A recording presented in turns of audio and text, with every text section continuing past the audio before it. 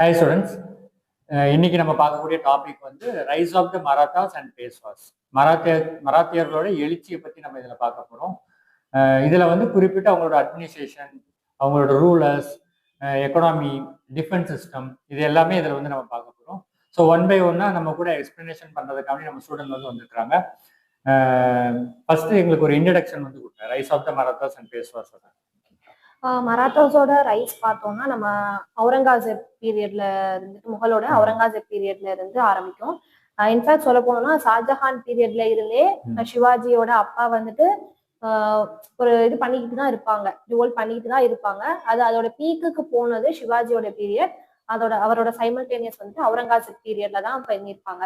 இவங்களோட ரைஸுக்கு நிறைய கான்ட்ரிபியூட் பண்ணதுன்னு பார்த்தோம்னா அவங்களோட ஜாகிரபிக்கல் ஃபீச்சர்ஸ், பக்தி மூவ்மெண்ட், இது எல்லாமே வந்துட்டு அவங்களோட ரைஸ்க்கு வந்துட்டு நிறையவே கான்ட்ரிபியூட் பண்ணியிருக்கோம். ஸோ இதுக்கப்புறமா வந்துட்டு பேஷ்வாஸ் வருவாங்க. பேஷ்வாஸ் அதாவது பிரைம் மினிஸ்டர்ஸா இருந்தவங்க பேஷ்வாஸ். அவங்க அதுக்கப்புறம் வந்துட்டு ஒரு ரியல் எக்ஸிக்யூட்டிவா மாறி அவங்களோட நிறைய அதிகாரங்களை வந்துட்டு இது பண்ணியிருப்பாங்க. 1761 வரைக்குமே அவங்களோட இது இருந்திருக்கும். இதுதான் சொல்லிட்டு. ஓகே. பர்டிகுலரா இவங்க ரூலர்ஸ் நிறைய பேர் இருந்திருப்பாங்க. அந்த ரூலர்ல ஃபர்ஸ்ட் ஃபவுண்டர் வந்து யாரா இருந்தாங்க, அதுல யார் வந்து சிறப்பான ஆட்சி வந்து புரிஞ்சாங்க, அவங்க பத்தி சிவாஜி தான் வந்துட்டு இதோட ரொம்ப நோட்டபிளான ரூலர். அவரோட பீரியட்ல தான் வந்துட்டு இது அதோட ஃபுல் ஜெனீத்தை வந்துட்டு அட்டைன் பண்ணுச்சு அப்படின்னு சொல்லலாம். சிவாஜி வந்துட்டு 1627 பிறந்திருப்பாங்க. அவங்களோட அப்பா வந்துட்டு ஷாஜி போன்ஸ்லே, அம்மா ஜிஜாபாய். இவங்க வந்துட்டு ஃபுல்லாவே ஜிஜாபாயோட வளர்ப்புலதான் வந்துட்டு வளர்ந்துருப்பாங்க. அண்ட் இவங்க வந்துட்டு நிறைய பக்தி மூவ்மெண்ட்ல உள்ள சயின்ஸான துக்காராம், ஏக்நாத் அண்ட் சூஃபி மூவ்மெண்ட்ல உள்ள நிறைய சயின்ஸோட பாடல்கள் மூலமாகவும் நிறைய வந்துட்டு இன்ஃப்ளூயன்ஸ் ஆகியிருப்பாங்க.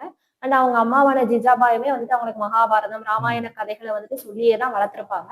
ஸோ அந்த மாதிரி கதைகளை கேட்டு வளர்ந்த ஒரு பையன் தான் சிவாஜி.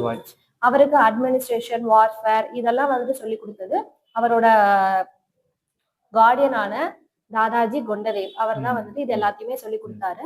சிவாஜி வந்துட்டு அவரோட 16 வயசுலயே போருக்கு போக ஆரம்பிச்சுட்டாரு. புராந்தர், கோண்டானா இந்த மாதிரி நிறைய ஃபோர்ட்ஸை வந்துட்டு அவர் கேப்சர் பண்ணியிருப்பாரு. ஆரம்பத்துல அவர் இதெல்லாம் கேப்சர் பண்ணும்போது அவுரங்காசீப் வந்துட்டு ஓகே ஒரு சின்ன பையன் அப்படின்ட்டு அவரை வந்துட்டு ரொம்ப கண்டுக்கிடாம தான் இருந்திருப்பாரு.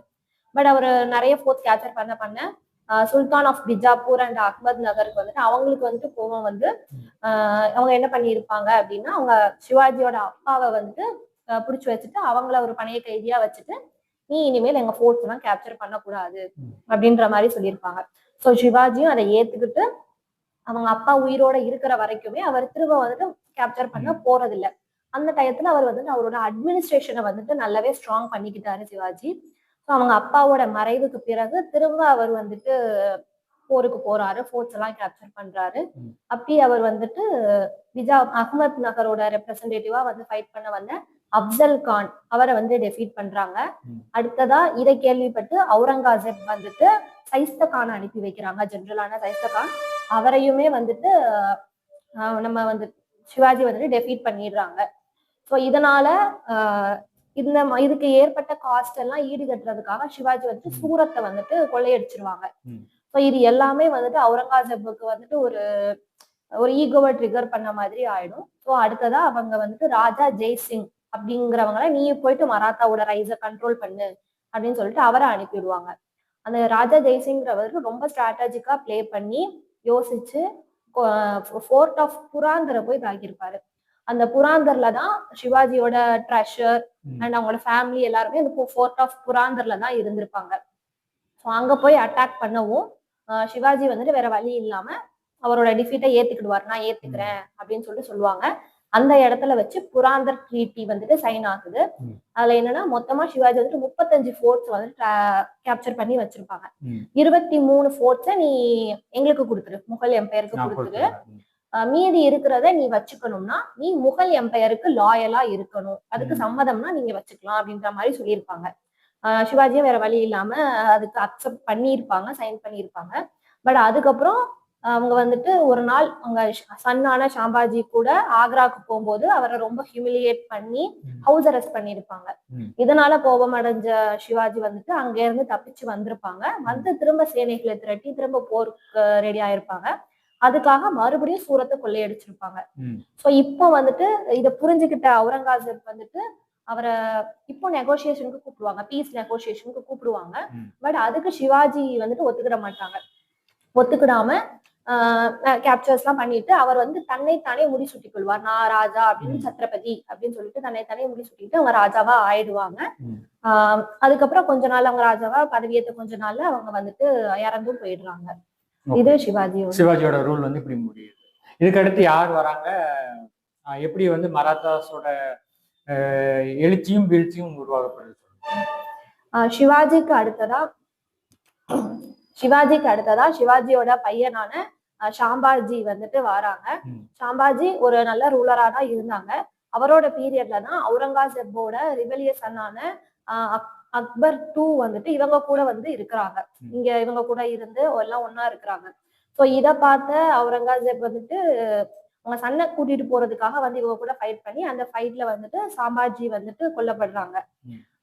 அதே நேரம் ஷாம்பாஜியோட பையனும் ஒய்ஃபும் கேப்சரா கூட்டிட்டு போயிடுறாங்க. அவங்க கேப்டிவ்ஸா கூட்டிட்டு போயிட்டு அவங்க ஃபோர்ட்ல ஜெயில வச்சிடுறாங்க. அவங்க ஒய்ஃப் வந்துட்டு ஏசுபாய், அவங்க பையன் வந்துட்டு ஷாஹு, அவங்கள ஹவுஸ் அரெஸ்ட் பண்ணிடுறாங்க. ஸோ இப்ப ஷாம்பாஜியோட இது முடிஞ்சதுனால அதுக்கு அடுத்ததான் ராஜாராம், அதாவது சிவாஜியோட இன்னொரு பையனான ராஜாராம் வந்துட்டு ரூலுக்கு வராங்க. ராஜாராமையுமே அவங்க வந்து அட்டாக் பண்றாங்க. அவுரங்காசீப்போட சோல்ஜர்ஸ் வந்துட்டு அட்டாக் பண்றாங்க. ஸோ ஷாம்பாஜி வந்துட்டு அவங்க தப்பிச்சு வந்துட்டு ராஜாராம் வந்துட்டு தப்பிச்சு வேற இடத்துக்கு போயிடுறாங்க. அங்க போய் அட்டாக் பண்றதுல அவங்க வந்துட்டு இங்க அவங்க பேஷ்வா கிட்ட நாட்டை நீங்க ஆளுங்க அப்படின்னு சொல்லிட்டு பேஷ்வா கிட்ட கொடுத்துட்டு அவங்க அங்க தப்பிச்சு போயிருப்பாங்க. பட் அங்க தப்பிச்சு போன இடத்துல பார்த்து கில் பண்ணிடுவாங்க. ஸோ அவங்களுக்கு அடுத்த இடத்துல வந்து தாராபாய், அந்த ராஜாராமோட ஒய்ஃபான தாராபாய் வந்துட்டு அந்த பொறுப்பை ஏத்துக்கிட்டு அவங்க சன்னையும் வச்சுட்டு அவங்க ரூல் பண்ணிக்கிட்டு இருக்கிறாங்க. ஸோ இந்த டயத்துல முகல் எம்பரர் வந்துட்டு பருக்ஷியார் வந்திருப்பாங்க. ஸோ அந்த பருக்ஷியார் என்ன நினைக்கிறாங்கன்னா, மராத்தாஸ் இன்னுமே நமக்கு ஒரு இடைஞ்சல் கொடுத்துட்டே இருக்கிறாங்க, நம்ம அவங்களுக்கு என்ன பண்ணலாம் அப்படின்னு யோசிக்கிறப்போ இங்க கேப்டிவ்ஸ் அங்க ஹவுஸ் அரெஸ்ட்ல இருக்கிற ஷாம்பாஜியோட ஒய்ஃப் அண்ட் சன்னான ஷாஹுவை ரிலீஸ் பண்ணிடுறாங்க. ஸோ அப்ப ஷாஹு வந்துட்டு இங்க தாராபாயோட சன் கிட்ட வந்துட்டு ஃபைட் பண்றாங்க. நாட்டுக்காக ஃபைட் பண்ணி இவங்க 2 பேருக்குள்ள ஃபைட் நடக்கிறதுல 2 பிரிவா பிரிஞ்சிடுறாங்க. ஒருத்தங்க வந்து கோல்பூருக்கு வந்துட்டு இருக்கிறாங்க. தாராபாய் அவங்கள போக சொல்லி கோல்பூர் இதுக்கு போக சொல்லிடுறாங்க. அவங்க அங்க ரூல் பண்றாங்க. இவங்க அவங்களோட ஆல்ரெடி கேபிட்டல் பூனா அங்க இருக்கிறாங்க. அவங்க இந்த டயத்துலதான் பேஷ்வாஸ் வந்துட்டு ரொம்ப இவன் கேப்சர் பண்றதுக்கு அவங்களுக்கு உதவி பண்ணது பாலாஜி விஸ்வநாத் அப்படின்ற பேஷ்வா தான் வந்துட்டு அவங்களுக்கு ரொம்ப யூஸ்ஃபுல்லா பண்ணியிருப்பாங்க, ஹெல்ப் பண்ணியிருப்பாங்க. அந்த பாலாஜி விஸ்வநாத் தான் அந்த பேஷ்வாங்கிற பதவியை வந்துட்டு ஹெரிடிட்டரியா ஆக்கி அது ஒரு பவர்ஃபுல்லான பொசிஷனா மாத்துறது வந்துட்டு அந்த பாலாஜி விஸ்வநாத் தான். இதுக்கப்புறம் ஃபுல்லாவே வந்துட்டு பேஷ்வாஸ் தான் வந்துட்டு இருப்பாங்க. கிங் வந்துட்டு ஒரு நாமினல் எக்ஸிக்யூட்டிவா ஆயிடுவாங்க. பேஷ்வாஸ் வந்துட்டு ஒரு ரியல் எக்ஸிக்யூட்டிவ்ஸ் மாதிரி அவங்க தான் எல்லாமே பாத்துக்கிற மாதிரி மாறிடுறாங்க. இந்த பேஷ்வாஸோட எழுச்சி இப்போ இதுல இருந்து ஸ்டார்ட் ஆகுது. இதுல வந்து ஃபர்ஸ்ட் ரூலர் வந்து பாலாஜி விஸ்வநாத் வந்து இவங்க வந்து எப்படி வீழ்ச்சி அடைகிறாங்க? பாலாஜி விஸ்வநாத்தோட மரணத்துக்கு பிறகு அவரோட பையனான பாஜிராவ் 1 அவர் வந்துட்டு ஆட்சிக்கு வராங்க. பாஜிராவ் 1 வந்துட்டு சிவாஜி எந்த அளவுக்கு ஒரு திறமையான ஒரு கொரில்லா வார்ஃபேர்லயும் சரி, ஒரு கேலண்ட் வீரரா சிவாஜி எந்த அளவுக்கு திறமையா இருந்தாரோ அதே அளவுக்கு அந்த பாஜிராவ் வந்துட்டு ரொம்பவே திறமையானவரா இருந்தாரு. ஸோ அவரோட இதுல மறுபடியும் மராத்தா எம்பையர் வந்துட்டு அவர் ஜெனீத்க்கு போகுது, அவங்களோட பீக்குக்கு போறாங்க. இவர் வந்துட்டு நார்த் வேர்டா எக்ஸ்பேண்ட் பண்ணிட்டு போவாரு. நார்த்ல முகல்ஸை நோக்கி அந்த பக்கமே மால்வா ரீஜியன் அந்த பக்கம் எல்லாத்தையுமே கேப்சர் பண்ணி, குஜராத் எல்லாத்தையுமே கேப்சர் பண்ணி அங்க உள்ள பீப்புள்ஸ்க்கே கொடுத்துருப்பாங்க. கொடுத்து நல்ல ஒரு பெரிய கிங்டமா கொண்டு வருவாங்க. இவங்களோட அதுக்கப்புறம் அவங்களும் ஒரு ஸ்டேஜ்ல இறந்ததுக்கு அப்புறம் அவங்க வந்து ரொம்ப ஒரு பெரிய ஃபைட்டர். எப்படின்னா ஒரு போர்ல கூட அவங்க தோத்ததே கிடையாது, ஒரு நல்ல ஒரு ஃபைட்டரா இருந்தாங்க. ஸோ இவங்களோட மறைவுக்கு பிறகு இவரோட வாரிசான பாலாஜி பாஜிராவ் 1 அப்படின்றவங்க வருவாங்க. இவங்க பீரியட்ல தான் வந்துட்டு ஷாஹு எம்பரர் கிங் ஷாஹு வந்துட்டு இவரோட பீரியட்ல தான் இறந்து போவாரு. ஸோ இப்ப இவரோட பீரியட்ல இறந்து போகும்போது மறுபடியும் வந்துட்டு அந்த கிங் பொசிஷனுக்கு யாரு வருவாங்க அப்படின்ற ஒரு சண்டை வந்துட்டு வருது. யாருக்கு வருதுன்னா தாராபாயோட அவங்களுக்கும் ஷாஹுவோட பசங்க அவங்களுக்கும் சண்டை வருது. ஸோ அப்போ ஷாஹுவோட அடாப்டட் சன்னான ராஜாராம் 2 அவங்கள கிங்கா இவங்க பாலாஜி பாஜிராவ் வந்துட்டு அனௌன்ஸ் பண்ணி அதுக்கப்புறம் அவங்க தான் ரூல் பண்ணிட்டு வருவாங்க. அவங்களோட டிக்ளைன் எப்படி பார்த்தோம் அப்படின்னா, இந்த டயத்துல முகல் எம்பையர் வந்து ரொம்பவே வீக் ஆயிருக்கும். ஸோ வீக் ஆனதுனால அவங்க என்ன பண்ணிருப்பாங்கன்னா, நாங்க உங்களுக்கு வந்துட்டு டாக்ஸ் பே பண்றோம் மராத்தாஸ்க்கு, நாங்க உங்களுக்கு வந்துட்டு சர்தேஷ் முக்கி சவுத் அப்படின்னு சொல்லக்கூடிய அந்த பாதுகாப்புக்கான டாக்ஸ் அதை நாங்க வந்துட்டு பே பண்றோம், நீங்க எங்களுக்கு பாதுகாப்பு கொடுங்க அப்படின்னு சொல்லிட்டு முகல்ஸ் வந்துட்டு மராத்தாஸ் கூட ஒரு ட்ரீட்டி வந்துட்டு சைன் பண்ணியிருப்பாங்க. அப்போ அந்த டைம்ல தான் அப்துல் அலி ஷா அவர் வந்துட்டு அங்க ஆப்கானிஸ்தான்ல இருந்து டெல்லியை இன்வைட் பண்ண வருவாங்க. ஸோ இந்த ட்ரீட்டி இருக்கிறதுனால மராத்தாஸ் வந்துட்டு ஆன் பிஹாஃப் ஆஃப் முகல்ஸ் வந்துட்டு போய் ஃபைட் பண்ணுவாங்க. ஸோ அப்போ அந்த ஃபைட் பண்றப்போ மராத்தாஸ் டெஃபீட் ஆயிடுறாங்க. ஸோ இது அவங்களோட டிக்ளைனுக்கு ஒரு காரணமா. அப்புறம் இருக்கிற ரூலர்ஸ் வந்துட்டு இந்த அளவுக்கு ஒரு வீக்கான ரூலர்ஸா இருக்காங்க. மராத்தாஸ் பீரியட்ல வந்து அட்மினிஸ்ட்ரேஷன் வந்து எப்படி இருந்துச்சு? மராத்தாஸ் பீரியட்ல சிவாஜி பீரியட்ல இருந்தே அட்மினிஸ்ட்ரேஷன் வந்துட்டு 3 சர்க்கிள்ஸா இருக்குது. ஃபர்ஸ்ட் சர்க்கிள்ல வந்துட்டு ஸ்வராஜ் அப்படின்னு சொல்லக்கூடிய அவங்க டைரக்டா ரூல் பண்ண இடங்கள் வந்துட்டு அந்த ஃபர்ஸ்ட் சர்க்கிள்ல இருக்கு. செகண்ட் சர்க்கிள்ல இருக்கிறது வந்துட்டு அவங்க கேப்சர் பண்ண இடங்கள் தான், ஆனா நீங்களே ரூல் பண்ணிக்கோங்க, எங்களுக்கு டாக்ஸ் மட்டும் பே பண்ணிடுங்க அப்படின்னு சொல்ற விஷயம் தான் செகண்ட் சர்க்கிள்ல இருக்கிறது. தேர்ட் சர்க்கிள்ல இருக்கிறது வந்துட்டு நீங்க எனக்கு பாதுகாப்பு கொடுங்க, நாங்க உங்களுக்கு வரி கட்டுறோம். மராத்தாஸ் வந்து அந்த இடத்துக்கு பாதுகாப்பு மட்டும் கொடுப்பாங்க, டாக்ஸ் கட்டுவாங்க. அந்த மாதிரி இருக்கிறது தான் தேர்ட் சர்க்கிள்ல உள்ளது. இதுதான் அவங்களோட அட்மினிஸ்ட்ரேஷனா இருந்துச்சு. அண்ட் ஒவ்வொரு கிராம் பஞ்சாயத் பிளாக்ஸ் அந்த மாதிரி பிரிச்சாங்க. பேசிக்கலா அவர் வந்துட்டு முகலோட அட்மினிஸ்ட்ரேஷனை தான் இன்ஸ்பயர் பண்ணி அந்த மாதிரி அதே தான் இருந்துச்சு அட்மினிஸ்ட்ரேஷன். இவங்க டிஃபென்ஸ் எப்படி இருக்கு? டிஃபென்ஸ் வந்துட்டு ரொம்பவே ஸ்ட்ராங்கா இருந்துச்சு மராத்தாஸோடது. எந்த அளவுக்குன்னா சிவாஜி வந்துட்டு ஒவ்வொரு சோல்ஜரையும் தானே பர்சனலா செலக்ட் பண்ணி ட்ரெயின் பண்ணி அவங்கள பண்ணியிருப்பாரு. ஸோ மராத்தாஸோட ஆர்மி வந்துட்டு ரொம்பவே ஸ்ட்ராங்கா இருந்துச்சு.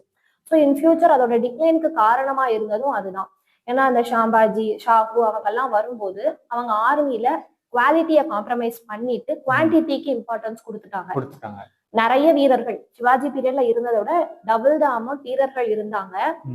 ஆனா அவங்களுக்கு வந்து திறமைகள் அந்த அளவுக்கு இல்ல, சிவாஜி பீரியட்ல இருந்த அளவுக்கு திறமைகள் இல்ல.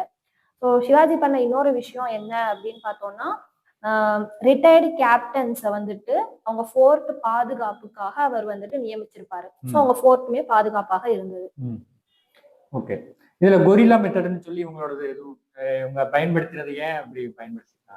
கொரில்லா மெத்தட்ங்கிறது அந்த மலை பிரதேசங்கள்ல அவங்க அந்த மலை அவங்களுக்கு தெரியும் எந்த இடத்துல மறைவு இருக்கு அப்படின்றது அந்த பீப்புள்ஸ் அங்க இருக்கிற பீப்புள்ஸ்க்கு தெரியும்.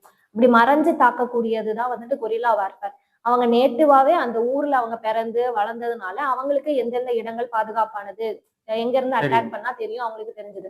ஸோ இது நேச்சுரலாவே அவங்களுக்கு வந்துட்டு ஒரு அட்வான்டேஜியஸா அமைஞ்சிருக்கு. Okay okay okay. பொதுவாக டாக்ஸ் சிஸ்டம் பத்தி சொன்னீங்க, அதுல சவுத் அண்ட் சர்தேஷ் முக் பத்தி கொஞ்சம் சொல்லுங்க.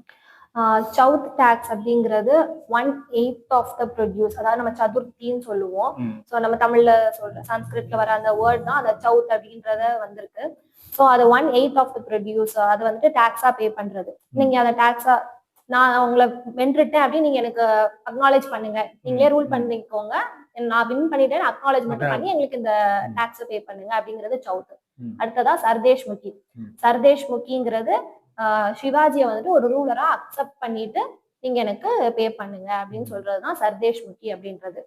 இத யாரு பே பண்றாங்களோ அவங்களுக்கு வந்துட்டு மராத்தாஸ் வந்து பாதுகாப்பு கொடுத்தாங்க. இததான் வந்துட்டு முகல்ஸ் வந்துட்டு பே பண்ணி பாதுகாப்பு வேண்டுனாங்க, பாதுகாப்பு கேட்டிருக்காங்க. ஆமா, இவங்க கிட்ட. இவங்க இதுல மினிஸ்ட்ரிஸ் வந்து எப்படி இருந்துச்சு அதை பத்தி கொஞ்சம் சொல்லுங்க. இவங்களோட மினிஸ்ட்ரிஸ் வந்துட்டு 8 கவுன்சில் மினிஸ்டர்ஸ், அஷ்டபிரதான் அப்படின்னு சொல்லக்கூடிய 8 கவுன்சில் மினிஸ்டர்ஸ் தான் இருந்தாங்க.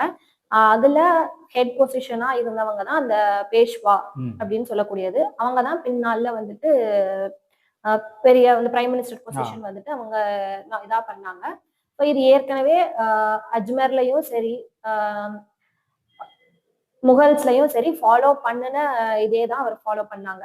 அதே மாதிரி சிவாஜி வந்துட்டு இன்னொன்று அந்த வெயிங் ஸ்கேல்ஸ் இது எல்லாமே மாலிக் அம்பரோட வெயிங் ஸ்கேல் இதெல்லாம் தான் வந்துட்டு யூஸ் பண்ணிட்டு இருந்தாங்க அவங்க. இல்ல இந்த 8 மினிஸ்டர்ஸ்ல பொதுவாக பிரைம் மினிஸ்டர் இந்த மாதிரி எதுவும் கேடர் வந்து இருந்துக்குமா? ஆமா சார், இது பேஷ்வா, வக்னாவிஸ், சேனாபதி, ஓகே, வெரி குட். சேலஞ்சில் பார்ட்டிசிபேட் பண்ணி வெரி குட். தேங்க்யூ.